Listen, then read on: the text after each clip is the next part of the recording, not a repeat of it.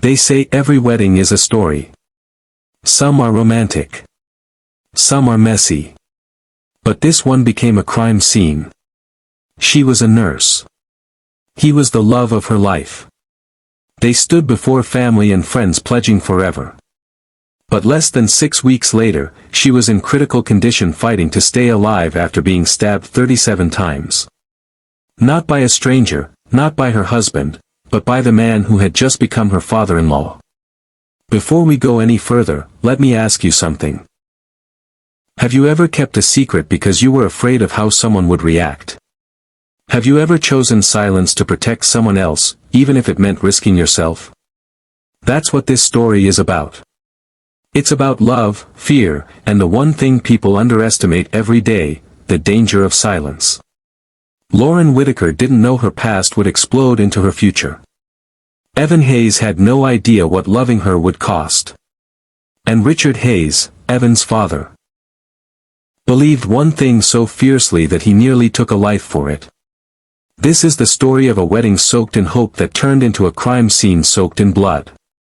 A story where compassion, control, and catastrophic choices collided in the worst way possible. Before we get deeper, I want to know, what would you have done in Lauren's shoes? Would you have told Evan right away? Or tried to protect the love you had built? Drop your thoughts in the comments. Watch closely. The smallest decision in this story changed everything. And if you're new here, hit that subscribe button. True crime isn't just about criminals and victims, it's about real people who made real choices that led to unthinkable consequences. You're about to hear one of those stories. Lauren Whitaker's story started long before the headlines. She was born in Waco, Texas, raised mostly by her grandmother after her mother's addiction took her life. She was 10 when her mother overdosed. Her father left soon after. That kind of loss could harden a person, but it shaped Lauren differently. She grew into someone who cared deeply, almost too deeply, about other people. That was part of what drew her to nursing. She liked helping others navigate things she had once faced alone. At school, Lauren was the quiet kind of smart. Not the girl who raised her hand every chance she got. She was the girl who remembered everyone's birthday, who brought extra granola bars in case someone skipped breakfast, who sat next to new students at lunch. Her friends say she hated conflict, but when she loved someone, she loved them with her whole heart. When she moved to Austin in her mid-20s, it was for a fresh start. She got a job at St. David's Medical Center and a studio apartment close to downtown. She worked extra shifts often. Not just for the overtime pay, she'd say, but because it feels good to know someone gets to go home to their family because of something I did today. That was Lauren. Steady. Strong. A little guarded. But wide open when she finally trusted someone. Then came Evan Hayes. Evan grew up almost directly opposite of Lauren. Wealthy. Protected. His father was a retired police sergeant turned real estate mogul. His mother died when he was in college, breast cancer. Evan was close to her. Losing her made him quieter, less sure of himself. Meanwhile, Richard Hayes hardened more, trying to hold on to control of everything and everyone in his reach. Evan studied cybersecurity and built a successful career. On paper, he had everything. But emotionally, he was caught between duty and desire, trying to be the loyal son his father wanted and the empathetic partner Lauren needed. They met by accident, literally. A minor car collision. Evan apologized, offered to handle the damage, then awkwardly handed her his card. Lauren called later to sort insurance matters but ended up talking to him about everything else. Coffee turned into dates, dates turned into late-night talks about their past. Evan confessed he was lonely, tired of people assuming his life was perfect. Lauren told him she was tired of people assuming hers was not. Their bond was fast but authentic. Within a year, they were living together. Evan proposed that Christmas. Lauren never forgot the way he held her hand, refusing to let go even after she said yes. Everything seemed perfect, except the shadow she carried. The diagnosis. When Lauren learned she had HIV, it shattered her world. She blamed herself. She feared losing the only real family she felt she had. She told herself she'd tell Evan, just not yet. She started treatment quietly. Her viral load dropped.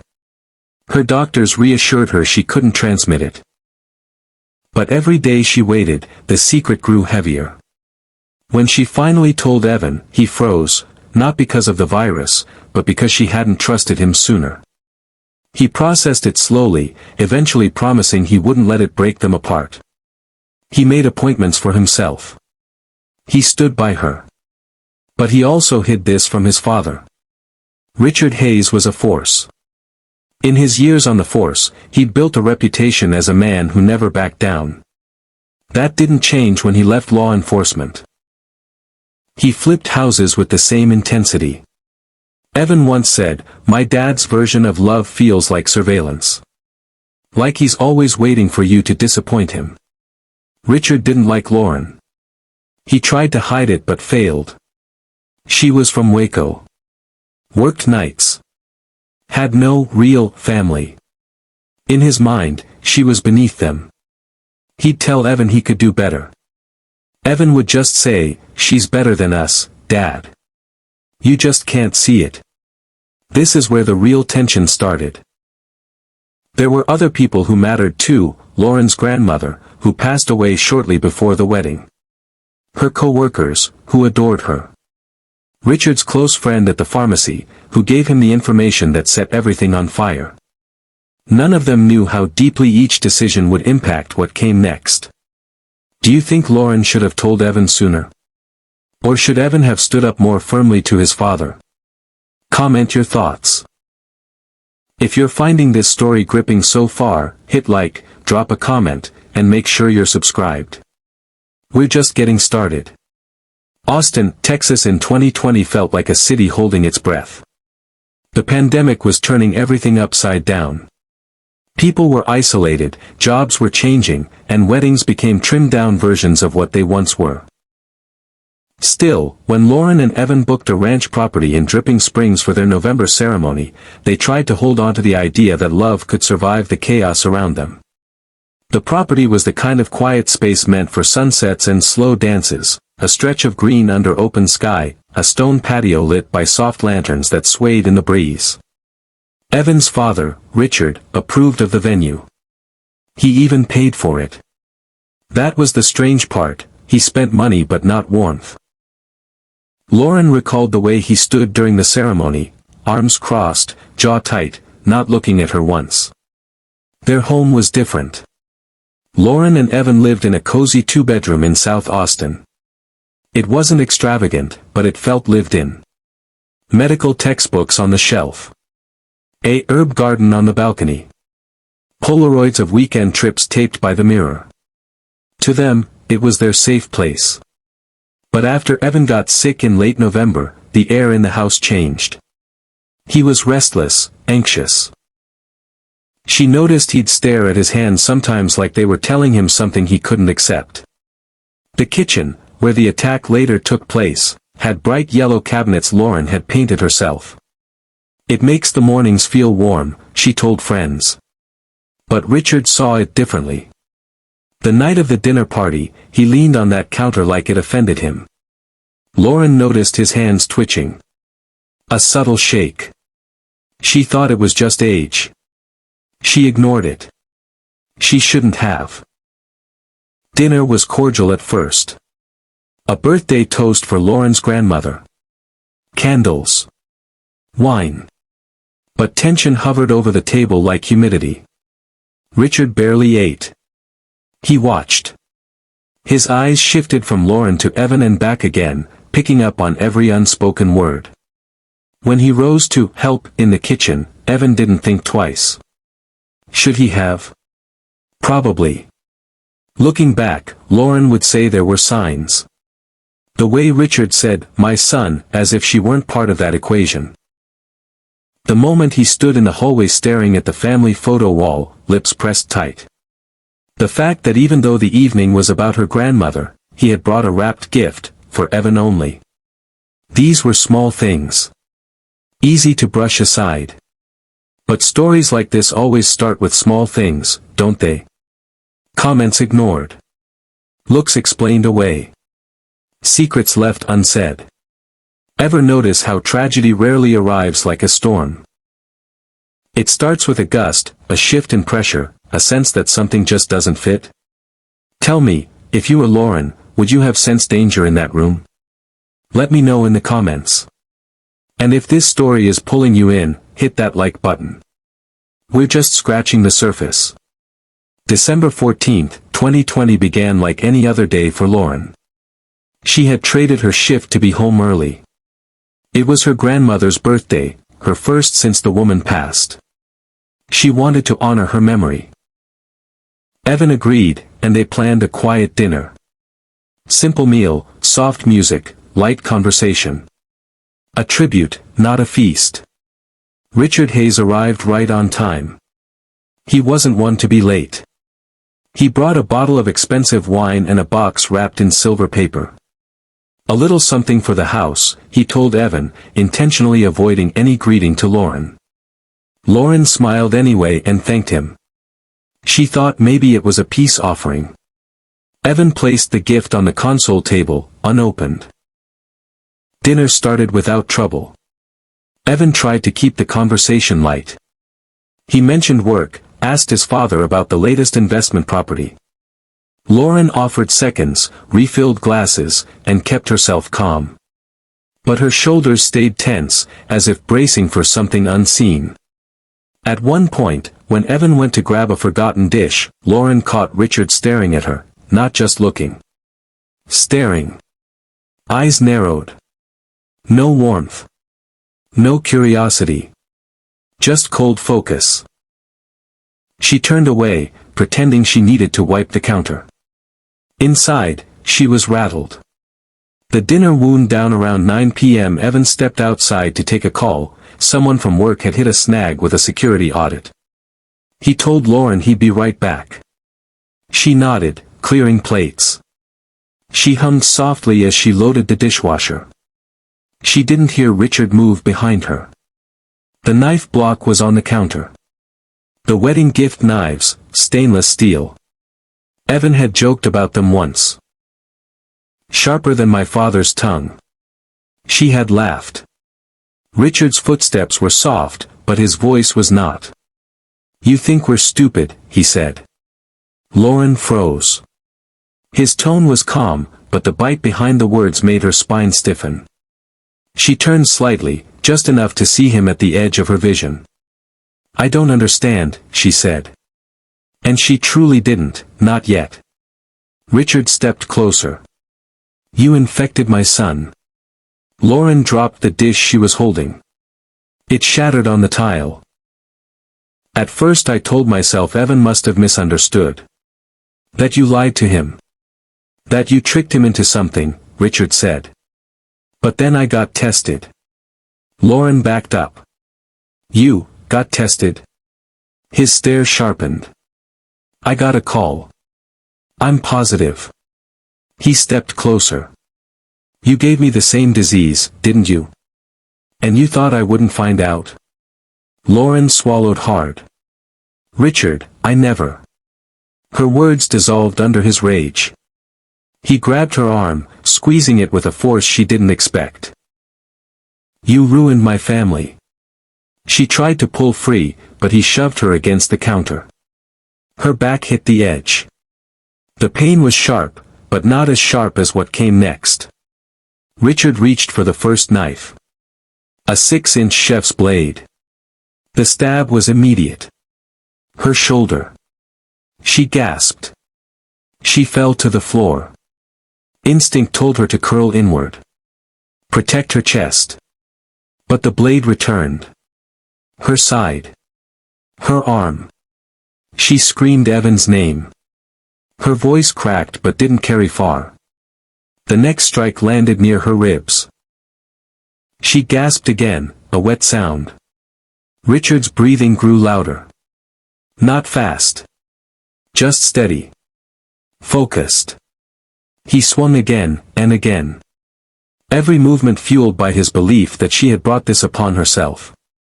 "You killed my boy," he shouted. "I never wanted to hurt anyone," she cried. Her vision blurred. 37 times the knife moved.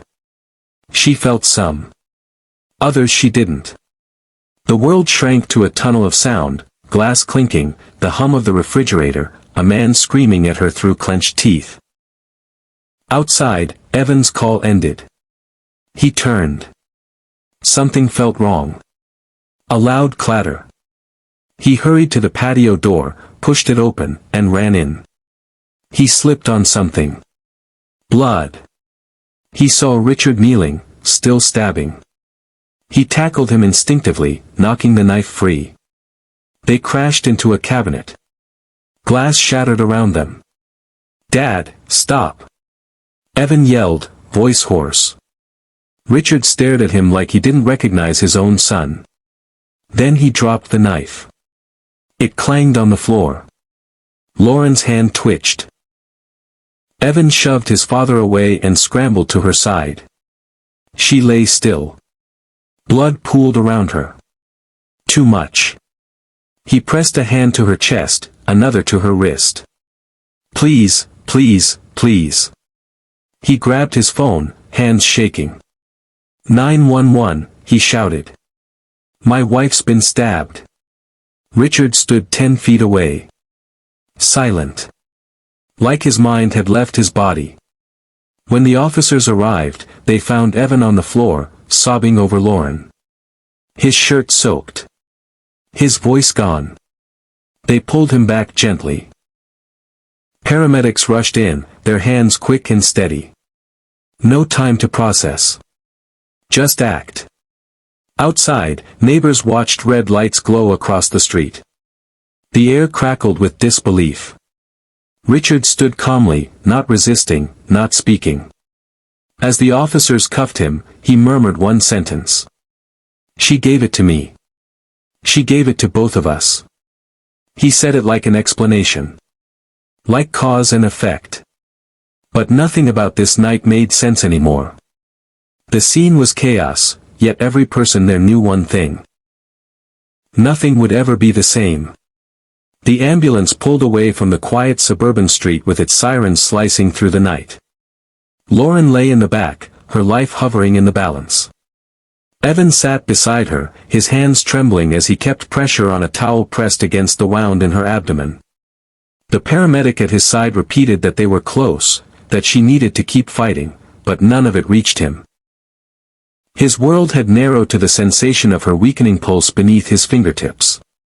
Back at the house, officers sealed off the scene. What had been a kitchen full of laughter and dinner plates hours earlier was now soaked in blood, fluorescent lights revealing streaks and smears that led from one side of the room to the other. Detective Maria Jensen arrived minutes after the first patrol units. She had seen violence before, but something about the silent brutality in that kitchen unsettled her. Nothing was overturned, no signs of a struggle, just precision. Photos of the scene showed the stark contrast of a home where love had lived and fear had taken over. A wall calendar with smiley faces over wedding plans. A yellow mixing bowl with flowers still in it. A knife block with one clear empty slot. Richard Hayes sat in the patrol car outside, his clothes clean, his face unreadable. When questioned, he answered calmly. "She was a danger," he said. "I did what I had to do." At St. David's Medical Center, surgeons worked to keep Lauren alive. They operated for hours.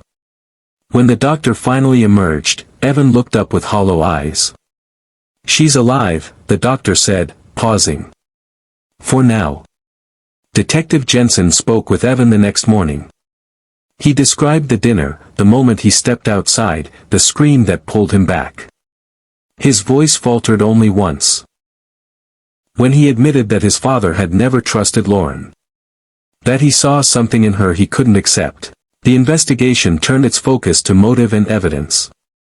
A phone number found on Richard's call log led to a pharmacy tech named Martha, a retired nurse who worked part-time. She confirmed she had mentioned Lauren's prescriptions during a casual conversation with Richard. A whisper that became a spark. Forensic analysts discovered a web of search history on Richard's computer: HIV transmission rates, legal consequences for attempted murder, questions about justified homicide. There was no legal gray area left for a jury to consider. When Richard was processed into county jail, standard medical tests revealed something unexpected: he was HIV positive. The same was true of his son, Evan. This detail cast a darker shadow over the assault. Not only had Richard acted out of rage, but he believed, rightly or wrongly, that he had been infected too. Months earlier, Lauren had attempted to confide in him during a holiday visit. The discussion turned into a confrontation. A neighbor reported hearing yelling through the open window.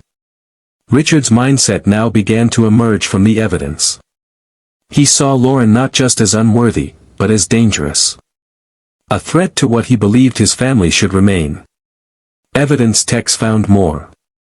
In Richard's car, a hunting knife, clean, with no signs of use, but positioned on the passenger seat like a contingency. In the box he had brought as a gift, a framed photo of Evan with his late mother in the hospital. An image Richard treasured, wrapped carefully, as though offering his son a memory of purity before the corruption he imagined had taken root. At the hospital, Lauren began her slow return to consciousness. Her injuries were extensive. A punctured lung. A shattered rib. Internal bleeding. She woke in fragments, eyes fluttering open to unfamiliar ceiling tiles and the smell of disinfectant. The first person she saw was Evan. He sat beside her bed, hair unwashed, eyes swollen. He apologized before she could speak. Meanwhile, Richard showed no remorse. He didn't deny his actions. He didn't blame anyone else. He simply repeated that he had done what was necessary to protect his son. The investigation wound on for weeks. Jensen and her team sought every thread, every connection. They interviewed co-workers, former partners, family friends. They found traces of judgment, whispered suspicions, but few overt signs that anyone saw what was coming. Lauren's colleagues from the hospital visited often. One left a small sticky note on her window: "You've saved so many lives. Let us help save yours." The story gained attention. Not because of the names involved, but because of what it symbolized: how fear and misinformation could weaponize love. Every piece of the investigation, from the pharmacy leak to the father's obsessive search history, built a narrative of a family swallowed by silence and pride. The prosecution team believed the evidence was overwhelming. But it wasn't just the facts that would sway a jury, it was the story. A young woman hiding in fear. A father unraveling in anger. A husband caught between them both, too late to prevent disaster. Lauren would eventually sit in court, her scars visible. She would hear her husband testify for both of them. And she would watch Richard sit at the defendant's table, unmoved, eyes steady, as though he still believed he was right. The trial would become a national conversation in the medical and true crime circles.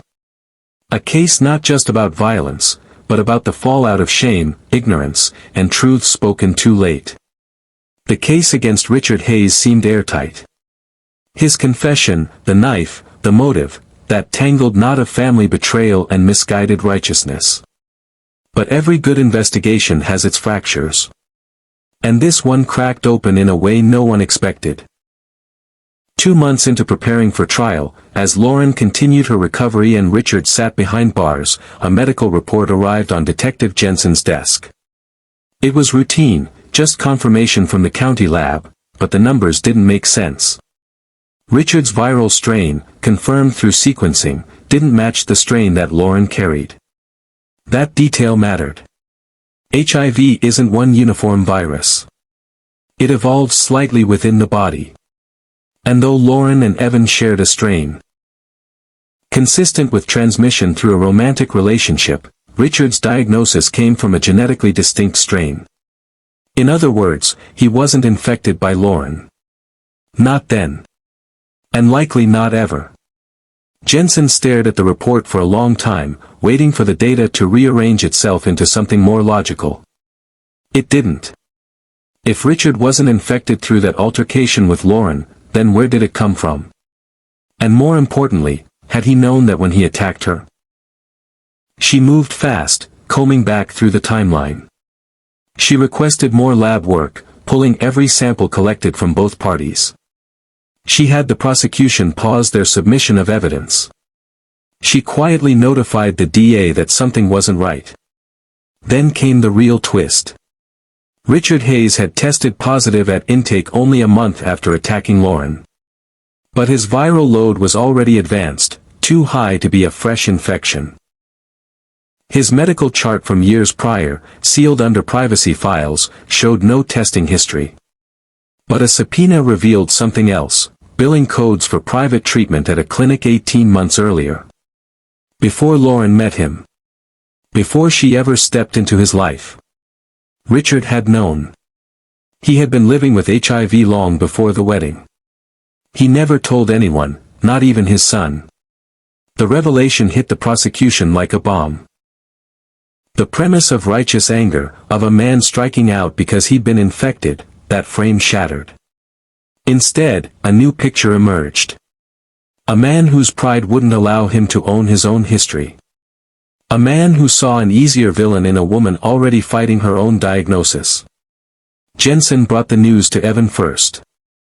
They met in a quiet room at the DA's office.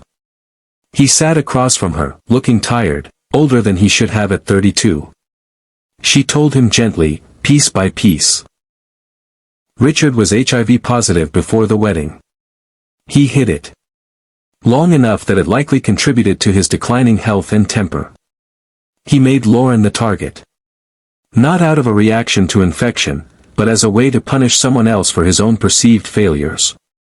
Evan's hands trembled, but he didn't cry.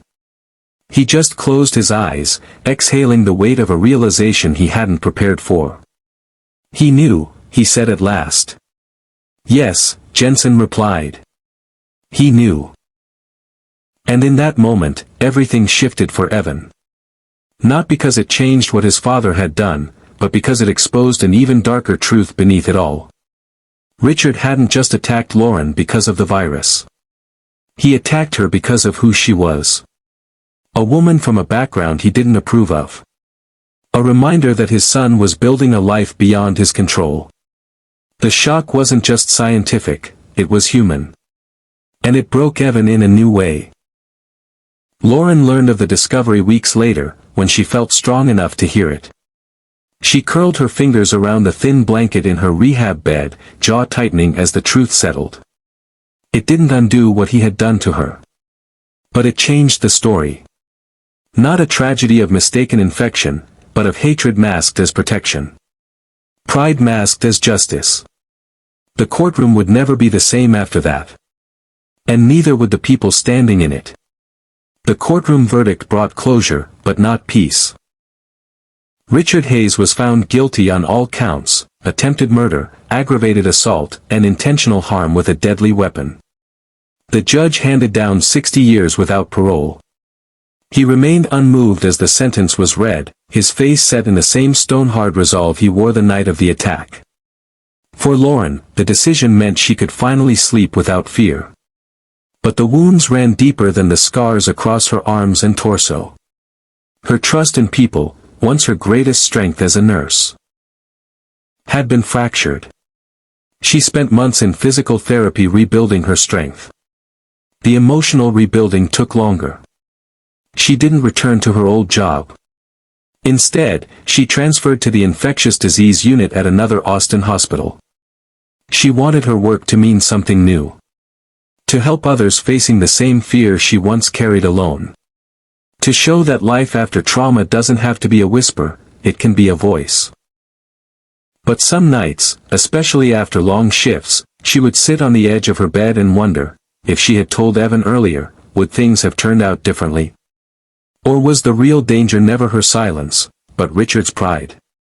Evan struggled under a different weight. He spent months in therapy, unraveling a lifetime of control disguised as guidance.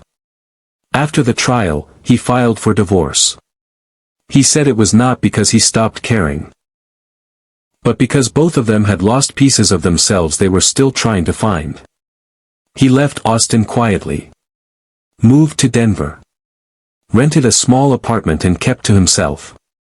There were days he'd wake up and think of his father, not as the man who nearly killed his wife, but as the man who used to take him fishing on summer mornings and laugh like the world made sense.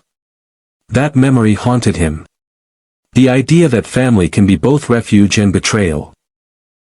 Richard remained in the Polunsky unit, silent as ever. He made no statements to the press. No apology. In a letter sent to a local journalist, he wrote only, "Some people don't deserve mercy." He didn't clarify if he was speaking of Lauren, or himself. The case left a mark on Austin's legal and medical community. It exposed more than just violence, it exposed how stigma can distort judgment. How even in 2020, HIV could still inspire fear deep enough to justify brutality. And how one private secret could erupt into a public tragedy. The pharmacy where Lauren's information was leaked faced state investigation. The technician who shared her prescription history with Richard lost her certification. She later told investigators that she thought she was helping a worried father. But her whisper had set fire to a home. In the years that followed, Lauren appeared at conferences. She spoke about privacy, disclosure, and the emotional minefield of chronic illness. She wasn't a victim when she stood on those stages. She was a survivor. A teacher. The kind of person her grandmother would have been proud to see. And yet, some questions stayed unanswered. Was Richard's HIV diagnosis an accident of timing, or a hidden part of his story? Did he know more than he let on? Did he infect someone else? Or was his anger simply too old to trace? Some mysteries stay buried in human pride. Lauren learned that closure doesn't always mean understanding. She visited her grandmother's grave on the 2-year anniversary of the attack. She placed white roses on the grass and whispered, "I forgive his son." But not him. She didn't speak Richard's name. The story faded from headlines. The court files gathered dust. But for the 3 lives bound by it, everything had changed. Lauren still went to the park by the courthouse sometimes. She sat on the same bench where she and Evan once took engagement photos. When asked why, she didn't say much. Just that some stories don't end with a verdict. They linger, lessons woven into the quiet moments after. In a world that claims to know better, this case proved one thing: secrets don't hide forever. And when they surface, they can destroy, even if no one meant them to. Lauren walked away from the courthouse that day. Head high. Scars visible. Still here. Thank you for joining us for this deeply emotional story, a reminder of how fear, silence, and pride can turn a celebration into a tragedy. If this case moved you, or if it made you reflect on the cost of secrets, let us know in the comments below. Your voice matters, and every conversation we start together helps keep these stories alive in more than just legal documents or headlines. Make sure to hit that like button if you learned something new today, and subscribe if you're ready for more gripping true crime stories that don't just recount the facts, but explore the human heart behind them. Stay tuned. Next week, we're uncovering a case that shocked an entire neighborhood when a cheerful family barbecue turned out to be a setup for murder. You won't want to miss it.